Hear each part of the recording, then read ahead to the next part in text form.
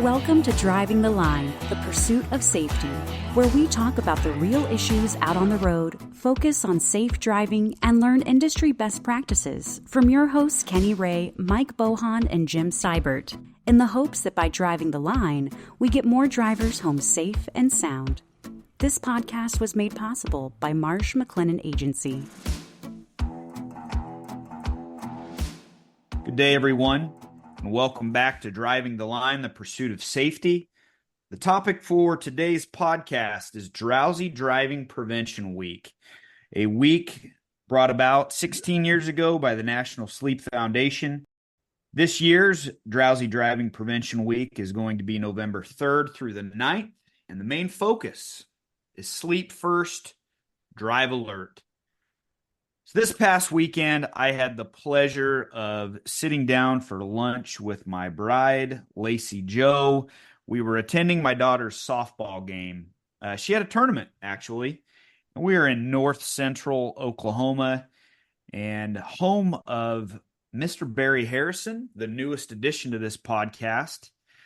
And Barry and his cute little daughter came over and watched some softball. We got to eat lunch with them, and Barry and I, like we do, we just started talking a little bit about work, and my wife called me out. She said, "You're the one running the drowsy driving prevention discussion for this podcast. You drive drowsy all the time." I like to think that I'm a pretty safe person. I'm not risk adverse, and that could be a bad thing at times. You know, being prior service, being airborne, artillery, air assault. I like to hunt. I like to get after it. I like to go on big Western hunts. So I wouldn't consider myself risk adverse, but I would say that I'm a pretty safe individual. Safety is kind of on the tip of my tongue when I'm talking to everybody. It's paying attention. It's a common sense thing. But having your wife call you out in front of a coworker kind of put me on my heels. And I said, "Well, what are you talking about, Lacey Joe?" And she says, "You keep the craziest hours of anybody I've ever seen. You are 43 and you think you're 19 to 25 still. You think you can still go. You'll be stressed about a work trip and you'll be up until 10 o'clock at night packing your bags, getting ready for the road trip. And you got a long ways to go, and it's going to take you time to get there. So you get up at 3 a.m. and you take off. And I also don't like to be away from home farther or longer than I need to be. And so I push that limit too. I may get up at 3 o'clock in the morning, get on site. I could be doing audits or instruction all day long. And then if I can get home, I like to get home. And I try to cloud that a little bit. I try to cover that up by saying, "Hey, I'm thrifty. I'm frugal. I'm a good steward of what my company provides me. And if I can save them a little bit of money by not staying an extra night, I'm going to get home, especially if I got to drive the opposite direction the next day." Gents, Kenny, Mike, Barry, I don't know if significant others or loved ones have ever called you out in front of your friends like that before. But it was a little bit humbling, a little bit embarrassing. And it's funny that my wife that doesn't get to see me work every day, she gets to see the result of my work and how it can stress me, how it can provide some anxiety, how it can tire me out. And we've all discussed how we're kind of introverted. We like to be alone with our thoughts at the end of a long day. When my wife can see the byproduct of my job and how I am drowsy, how I am affected, and then say, "You're doing this every time, almost every time you hit the road and you're going out to work. You do it every day." I find it funny, Jim, that you're the one running and teaching this podcast. So, thoughts? Yeah, Jim, this one really, this topic really hit home for me. I go back to when I was in the driver's seat, and I was working 6 p.m. to 6 a.m. and I had a newborn baby at home. So I was trying to contribute and help with her. And one specific story comes to mind, and really the whole overlying principle of this story is just to remind people of the need for a good routine, and getting the adequate sleep. And then, when you start your pre-shift driving, the importance of getting into that cognitive mindset and really focusing on the task at hand. So to tell you my story, we parked the truck there in Stillwater, Oklahoma, and the first load I had on me for dispatch was loading out of Oklahoma City, Oklahoma. I showed up and I hadn't slept that well during the day.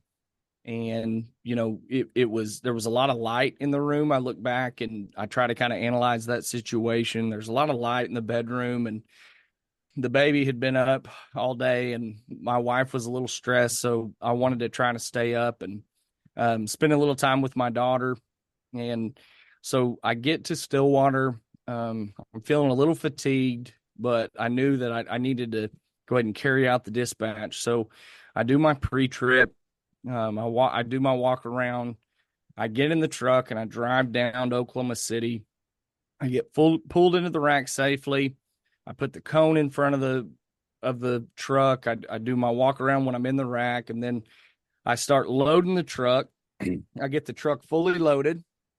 And then I do most of my pre-departure checks, but I get about 5 to 8 miles down the road, and I look down my passenger window, and there's something sticking off the trailer that's not supposed to be there. And the bells and alarms start going off in my head, and I realize that the scully cord was not disconnected from my trailer after I took off. And it's hanging out about 16 inches. And I just kind of sank in the seat, right? And so to talk about some of those cognitive distractions, not only am I a little tired, but at that point, I'm also thinking, oh my goodness, I'm going to get locked out of the rack. So I get to the station to drop the fuel. And sure enough, as I thought, there's the scully cord. And it pulled away from it. It was just the end that you connect to it. And for the listeners that may not be familiar with a scully cord, this connects to your trailer, and it basically wakes all the sensors up in your trailer so that you cannot overfill that trailer. So needless to say, I didn't do my due diligence before I departed on that trip to make sure that I did everything that I could to get woken up completely and to get my mind set on the task at hand, which was driving.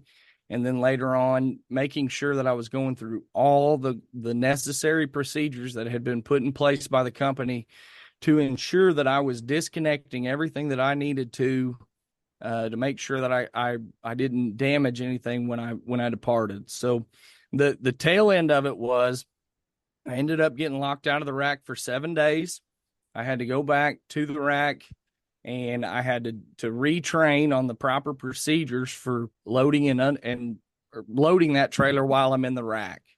So this one is one that really hits home to me because, especially carrying the schedule that I carried when I was hauling fuel, it really, really was important for me to make sure that I was taking the time before pre-departure to make sure that, again, cognitively, I was in the right place, because statistically, when we drive, that's the most dangerous thing we can do. And we need to make sure that we're completely focused on the task at hand before we depart.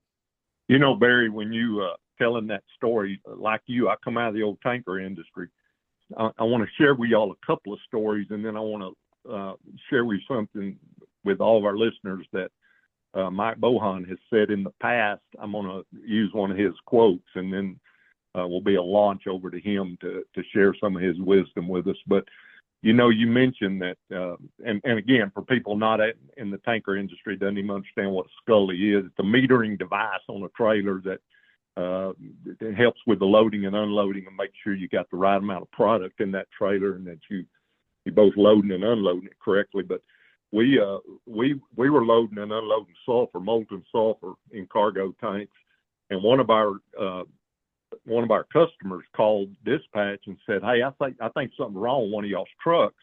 It's sitting out there at the unloading pit, and you unload sulfur into underground concrete pits." But said the driver's been sitting there a long time, and it looks like smoke or steam or something's coming off the trailer. And anyway, the terminal manager drove over there. It was only a few miles away, and got over there, and that sulfur had started setting up, and so the driver had connected a steam line to the trailer and was basically pushing steam into the top of the trailer, and that was pressurizing it and helping melt that sulfur that was starting to harden and help it come out the back of the trailer for a rear discharge. But the trailer had completely unloaded. So imagine there's a steam line hooked up to the trailer, and there was a danger, but there was a steam line hooked up to the trailer, and sulfur was being unloaded out the back discharge valve of the trailer, but the sulfur was all out. So now steam's just circulating through the trailer is all that's happening. Well, that steam is coming out, and it looked like smoke. So the terminal manager pulls up in his pickup and gets out and goes up, and the driver, it was a day cab tractor, didn't have a sleeper on it. The driver is laying over the steering wheel using his arms as a pillow, and he is sound asleep in the cab of that truck. And the terminal manager initially was angry with him and got the driver up, but then he realized the driver was so fatigued that while that sulfur was unloading, the driver thought, well, I'll just take me a little 5 or 10 minute nap, and then I'll be ready to go. But once he fell into sleep, his body took over, and he just stayed asleep even when that trailer was completely unloaded. Again, no danger there from a hazmat standpoint, but the danger was that driver was so tired, so fatigued, that even while being in attendance to unloading a hazmat load, he felt the need to take a nap, and that nap went into deep sleep. And, you know, we've talked before about when drivers are fatigued or sleep deprived, that they either have to choose sleep or sleep will choose them, one of the two. At one point, the brain will just simply say, you're not going to let me rest, I'm going to rest. And the driver will go to sleep no matter what he or she's doing. Going down the interstate 70 miles an hour, when the brain says it's time to sleep, it don't matter how much you roll the window down, how much you turn that radio up, how much sugar-free gum you chew, how much coffee you drink. At some point, the body's going to say, enough's enough, I'm resting, and I'm resting now. And they will go to sleep. Jim, it's interesting to me, you started off, and I've had the privilege of having lunch with you and your lovely bride. And one thing I found of being around Lacey is she's an extremely intelligent young lady, and very, very sharp. And I think her observation was quite keen. But, you know, in a way, with her calling you out on that, she was also serving as your advocate. And I want to tell y'all one real quick story. All of y'all know, and many of our listeners know, I'm a retired police officer, state trooper with the state of Texas. My first 10 years with the Texas Department of Public Safety, I actually was a uniformed trooper and a sergeant. My last 14 years with the Texas Department of Public Safety, I was a plainclothes criminal investigator. And 4 years of that, I worked state narcotics. And myself and another state narcotics agent was supporting a highway patrol task force. I still remember it was up at Sulphur Springs, Texas. And the troopers would go out and work the interstate. And if they stopped a vehicle that had narcotics in it, they would call us as investigators, and we would go and interview the person that had been arrested, see if we could follow up and do anything else with it, a controlled delivery or backtrack back to their source. We tried to see if we could work a criminal case off of the trooper's road stop. And so myself and this other narc were working, and we were working 12-hour shifts. He was working nights, 6P to 6A, and I was working days, 6A to 6P. Well, when he went off that the morning I came home, the other investigator told me, he said, now listen, if the highway patrol gets a big load, call me. I want to be involved with it. Well, we had already been on this task force for 3 days, and I had noticed him slowly running out of gas over that time. I mean, he was just because he was working all night long. while I was asleep, and then I was working during the day. And lo and behold, on the fourth day, the highway trooper knocked down a huge load of dope on the interstate. And the person that was arrested agreed to cooperate, and we were going to do a deal. And so this other agent had gone home to sleep for a little bit, and I called his cell phone. His wife answered the phone, and I'm going somewhere with this about Lacey being an advocate for you. This other state police officer's wife answered the phone, and I knew her well. And I said, "Hey, can you get Andy up? And I need to talk to him." And she put her foot down and she said, "No, I am not going to wake him up. He is so tired he can't hold his head up. And if he gets in that car, he's a danger to himself and everyone else. You find someone else." And I thought, at first, it kind of hacked me off just a little bit. And I thought, he's a policeman. Get him up. I need him. But she was adamant. She wasn't going to get him up. And she just put her foot down. She feared her husband getting hurt, and she feared her husband hurting someone else. And she just took a stand. And later on, that story got out to our supervisors, and our supervisors complimented her on adhering to safety when a lot of people would have said, "You're meddling in something's really not your business." And so my point about that is, and one thing I don't think we discussed near enough on here is us being advocates. And I had an opportunity not long ago to watch Barry Harrison make an extremely impressive presentation in front of about 100 truck drivers up in southern Kansas. And one thing Barry talked to these drivers about was being your brother or sister's keeper. And the reason I bring that up, and the reason I tell the story of this police officer's wife being an advocate, when the only thing keeping him from coming out and working was the fact he was too tired to work, Barry taught these drivers about standing up for each other, looking out for each other. And there's probably nobody that notices another driver being fatigued like another driver. And part of being our brother and sister's keeper is when somebody is sleep deprived, us willing to stand in the gap and step in and say, "Time out. It is not safe for you, and it's not safe for the rest of the people out on that highway for you to be operating a motor vehicle right now, particularly a commercial motor vehicle." And one thing, and I shared with y'all, I was going to tell a Mike Bohan quote. It's one of my most favorite things that Mike Bohan says, and he and I have been friends now coming up on 6 years, and I love when he says this. He says, "A driver can be legal but not be safe," meaning you may be in compliance on the hours of service regulations, but you have no business whatsoever being behind the wheel of a truck. So, Mike, one of my most favorite sayings that I've heard you say a zillion times is that a driver can be legal but not safe. Share some of your wisdom with us on this whole idea about drowsy driving. Well, I like how you guys have set this up to where we're looking at this as something. So right now I'm going to talk to the folks that are listening to us that are driving trucks. I know there's other folks that are listening to us that aren't sitting in the seats driving the trucks every day, but that's who I'm going to talk to right now. And everybody that's shared so far this morning, all the team members on Driving the Line, we're talking about this true danger to you all out on the road of being drowsy while you're driving. And one of the things I want to talk about to follow up on what Kenny was saying there is, Kenny, you kind of, to sum it up, you kind of mentioned that there's some levels to this as far as drowsy driving goes. There's some signs and some symptoms of this.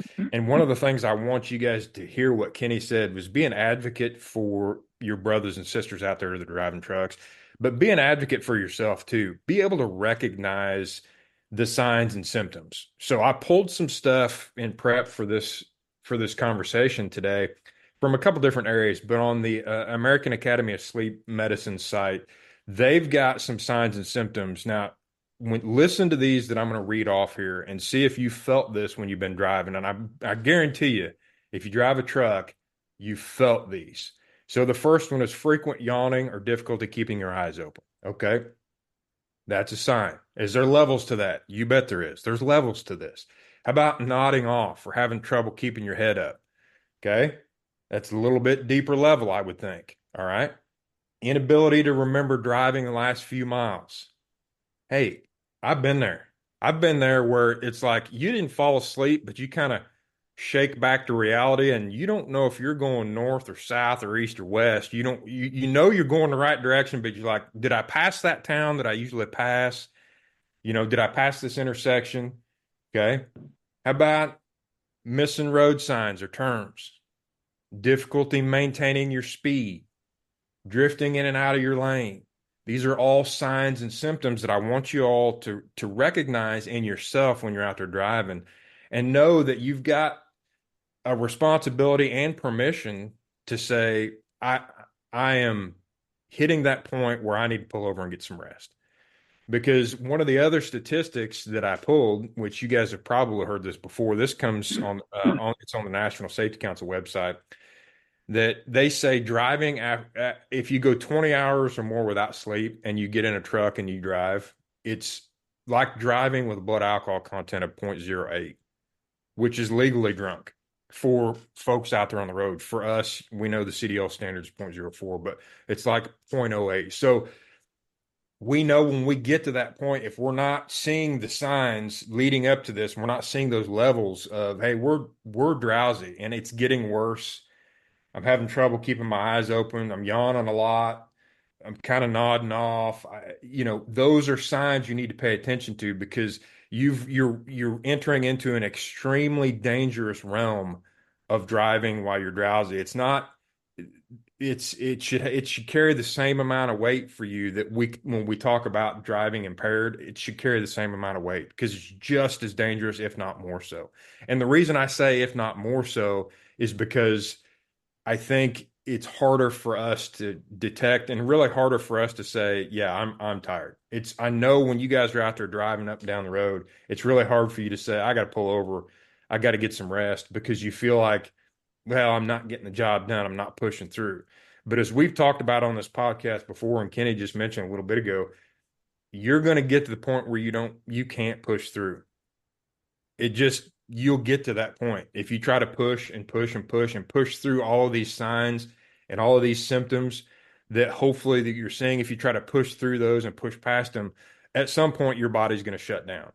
And when that happens, it can be catastrophic. So that's what I want you to hear, as I'm just reinforcing what the guys have shared this morning on the podcast is absolutely be an advocate for those brothers and sisters you got out there on the road with you, but have the same amount of respect for yourself, and understanding that this is something that's a serious deal. We're professional drivers. Our goal is safety at all costs. We need to make sure that we're protecting ourselves and protecting others that we're out there on the road with, because this is this is something it's a serious issue for truck drivers. I mean, Barry, you mentioned when your story, you talked about you were kind of working overnight, and that 6 p.m. to 6 a.m. shift. And when you look at what the National Highway Traffic Safety Administration says is the sleepiest time on the road is midnight to 6 a.m. And truck drivers are out there all the time, midnight to 6 a.m. It just are. I mean, there's less traffic. Construction zones may be shut down. There's less congestion, less people. So it's a great time to be out on the road. But it's time when people tend to fall asleep a lot more. So truck drivers are out there. So guys, we've got a lot working against us in this area. So I'm just encouraging you to make sure that you're looking for those signs and symptoms, because they can kind of sneak up on you. It's one thing to be, I'm a little tired, but when you start nodding off, when you start just yawning over and over and over again, and you're missing turns and you're seeing some of those symptoms, get off the road, find a safe place, get some rest. It's important. It is truly important, because we want everybody to come home safe at night. That's the goal. And we certainly don't want you guys feeling like you got to push through. I know you guys keep this country moving. We all, the four of us, we have so much respect for what you do out there on the road and how hard you work. But when you need to stop and get some rest, let's stop and get some rest.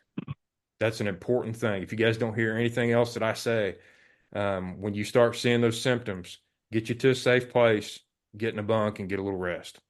Mike, what if I've got to power through? We've all been there. I like how you just put you just talk to the truck drivers. So you guys that this has been your world, your entire careers. I don't know if this is a zinger or a setup or what. What if the work's got to get done? Barry, chime in from your position of you're a truck driver and you are just your schedule, your op tempo has you fried, and you know that day. How's your boss going to receive it when you call in and say, "Boss, I'm tired. I can't make it today."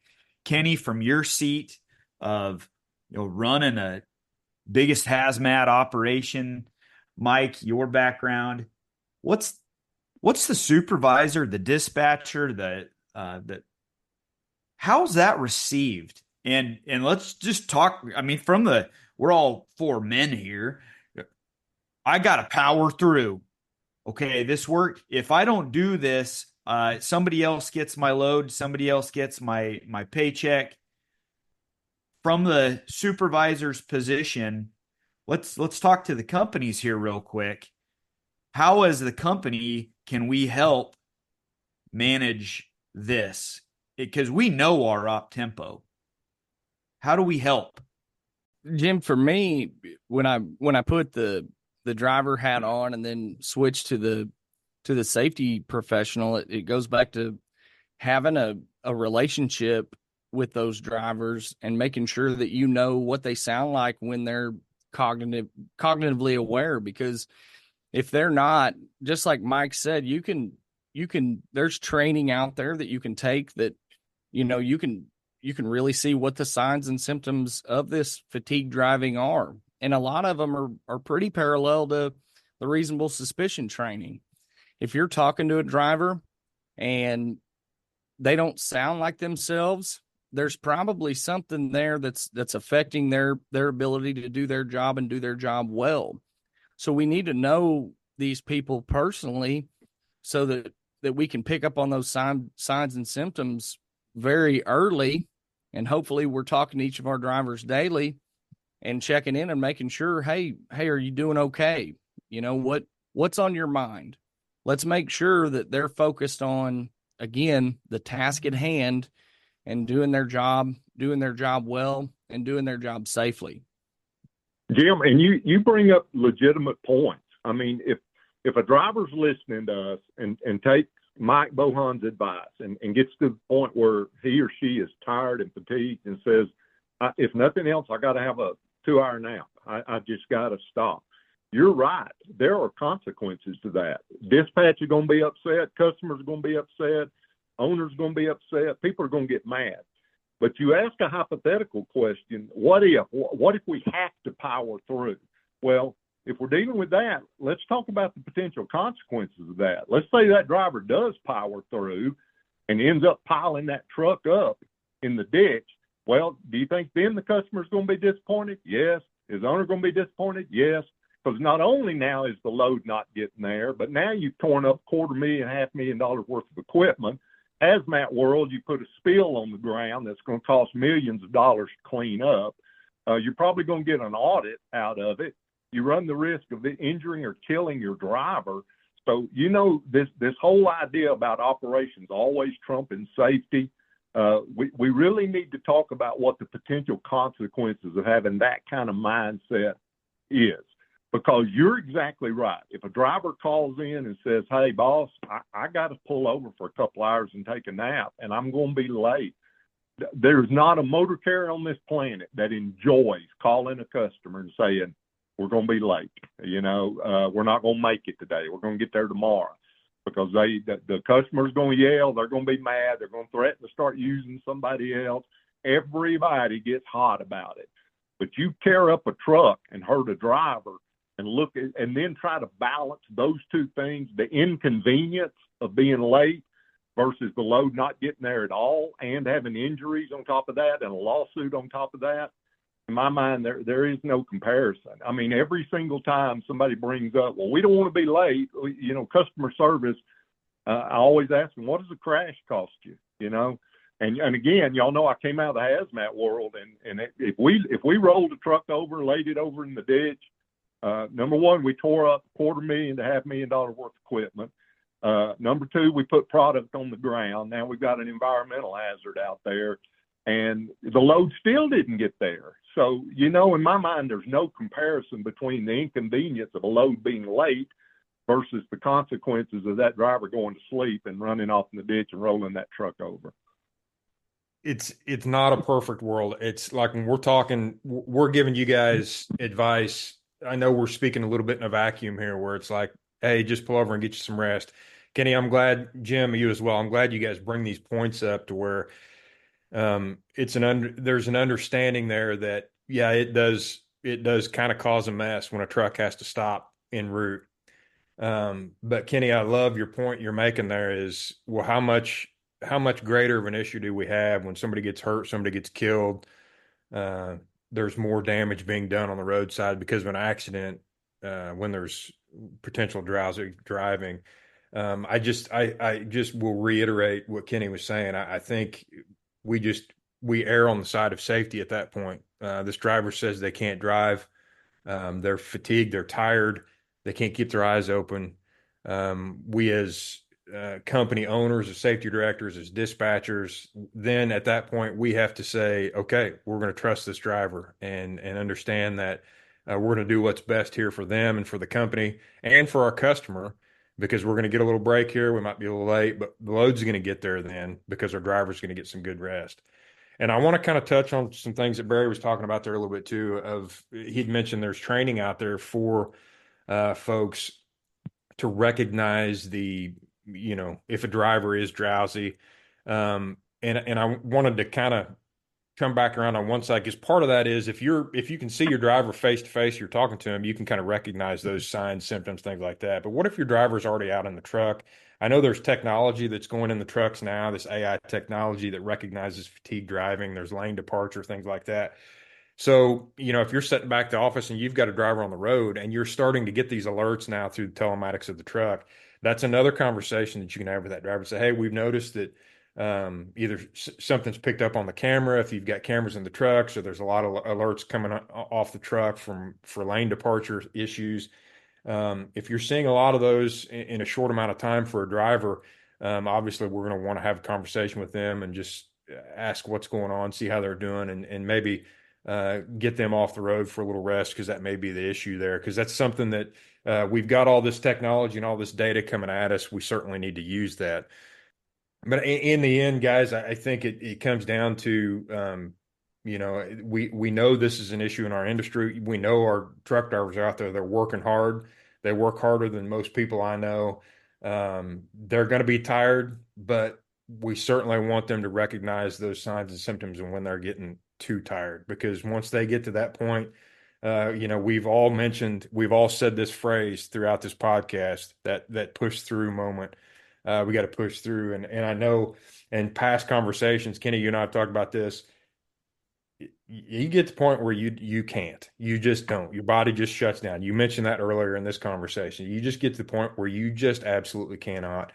And we don't want you to even get to that point, because if you're driving a truck and you're to that point, you really don't know when 1 minute eyes are open and the next minute eyes are closed and you're asleep and your truck's out of control at that point. So recognize those symptoms, and then companies, be sure that you're listening to your drivers and be willing to have those conversations, and then start problem solving on how to take care of that load. If we're going to be late, okay, let's protect our drivers then, because we know that if they're going to stop and get a little rest, let's support them, let's protect them, and then figure out, do the problem solving on the back end with our customer, because that's certainly something we'll probably have to do. I think that is time for closing today. Gents, Mike Bohan, Kenny Ray, Barry Harrison, thanks for your wisdom and knowledge and sharing. Driving the Line group here, we encourage you to take part in the Drowsy Driving Prevention Week, again, November 3rd through the 9th. Thanks for being with us, and join us next time for post-crash procedures and care.